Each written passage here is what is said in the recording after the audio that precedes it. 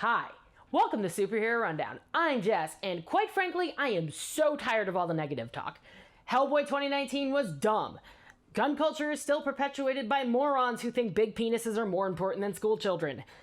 Doctor Doom still doesn't have a movie that's correctly portraying him in any sense of the word, and just all of Watchmen. Just all of it. Suffice to say, I'm taking today to talk about the top 5 good things to happen in superhero media in 2019. So this is a list in no particular order of some good things that have happened in superhero media. Yes, we finally got a superhero movie with a Best Picture nod in the modern era of multiverses, and what makes this even sweeter is that Black Panther is probably one of the only superhero films that deserves it. Fight me. Infinity War and Endgame were terrible and they should feel bad. But what makes this film so special? Adam Chitwood in Collider summed it up best. Co-writer-director Ryan Coogler infused the film with a strong point of view, resulting in the most substantial and thought-provoking Marvel Studios film ever made. Forget the superhero genre. Black Panther is a complex, deeply involving film about the morality and cost of isolationism. Through the eyes of Michael B. Jordan's Killmonger, the film dives into the specificity of the African-American experience, using Killmonger's life of loss and hardship as a foil for T'Challa's life of comparative privilege. Yeah, the film has a message and a point of view. It makes you think and ask questions, but it doesn't really give the answers you're looking for. And Vox pointed out that the movie ended up making $1.3 billion worldwide, and its $700 million domestic gross was bigger than that of Avengers Infinity War, which made $678 million domestically. I'll talk about this more when I cover Black Panther, but USA Today really nails why it's such an important film that should be recognized. Bosman's Black Panther means so much to a generation of children of all races, but especially to Black audiences who were touched by seeing a hero of color and themselves in such a prominent position on a big screen. Yeah, white people, stand the fuck to the side. People of color need to tell their stories and have kids look up to those stories. The LA Times touches on this when they wrote about Black Panther's Best Picture nomination. That approach embodies the truth that as filmgoers, we want all cultures and colors represented on screen, because it makes for a richness of cinematic experience that everyone enjoys being exposed to. Black Panther not only enriched America's movie culture, but also opened eyes all over the world. It was hands down the cinematic event of the year for the way its artistic and box office success led to opportunities for filmmakers to make their voices heard and audiences to experience settings and stories that previously would not have been seen. We really only see white people at the fore. Superman, Captain America, Iron Man, Doctor Strange, Deadpool, Thor, Batman, Star-Lord. Is it sinking in yet? We do have a long way to go for sure, but we are seeing the effects already ripple through the industry. I mean, just because you have women and people of color doesn't mean that you get an A for effort. Diego Galicia points to this in The Matter of Representation in Superhero Movies. While the superhero movie has evolved with a drastic pace, both in terms of quality and audience's attention, there's an element that has stayed stagnant throughout: diversity. A Caucasian male always leads the stories. Women and minorities such as Black Panther, Rhodey, Falcon, Heimdall, and Nick Fury are always pushed to secondary roles. And if you look for LGBTQ plus characters, Amanda Steele can tell you where you can find them, if at all. One glaring lack that many people have noted is that there are no LGBT plus characters in any of the major superhero films. There has been some representation of queer folks in television series such as Marvel's Runaways, but as far as the films go, no such luck.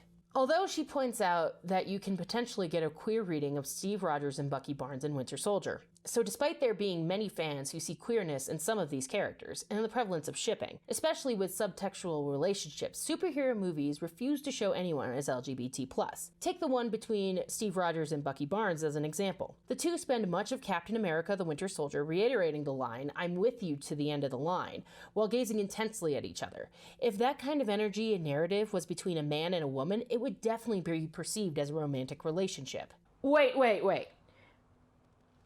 They aren't lovers? You're telling me that Civil War was about Captain America saving his friend.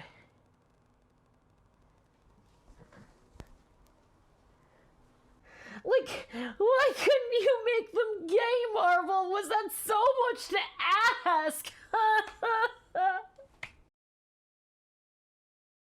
Yeah, Robert Downey Jr. is finished with Iron Man 11 years after he started. He piloted the Marvel Cinematic Universe and conquered Thanos, had a family, and even went toe-to-toe with his friend. I'll discuss this more in my Infinity War Endgame series of essays next year, but for right now, he's come so far from that first Iron Man movie, and his growth has been one of the most complex arcs in this universe. His inner battles with PTSD and anxiety raged as loudly as his battles he fought against his enemies, and it always brought me some semblance of comfort seeing him fall and get back up time and time again.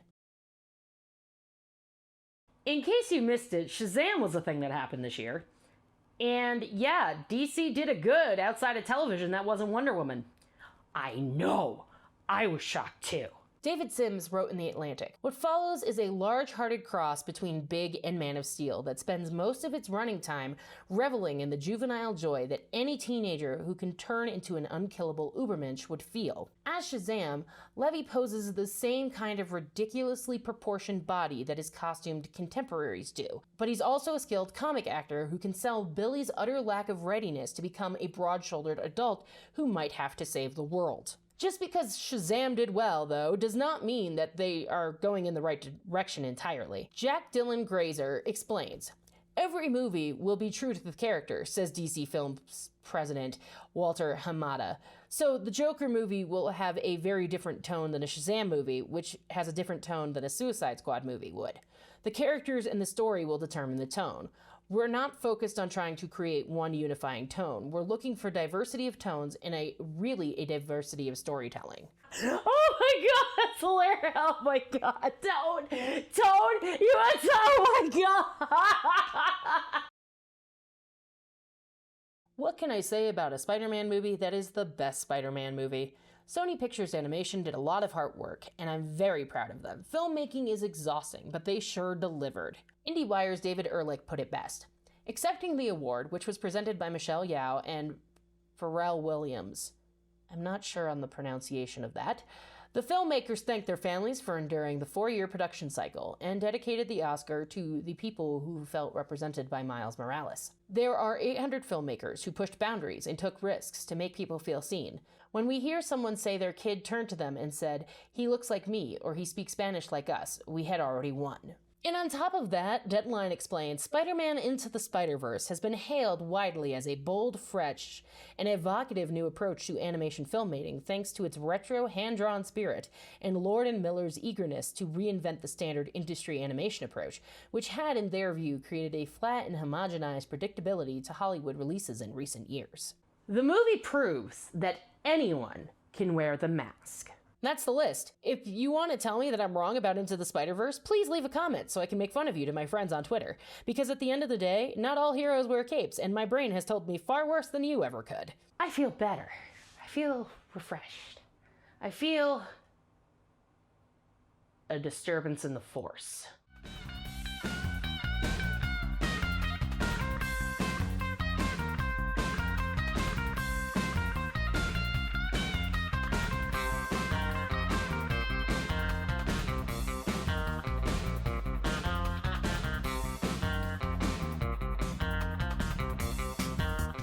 The movie proves that anyone can wear the mask.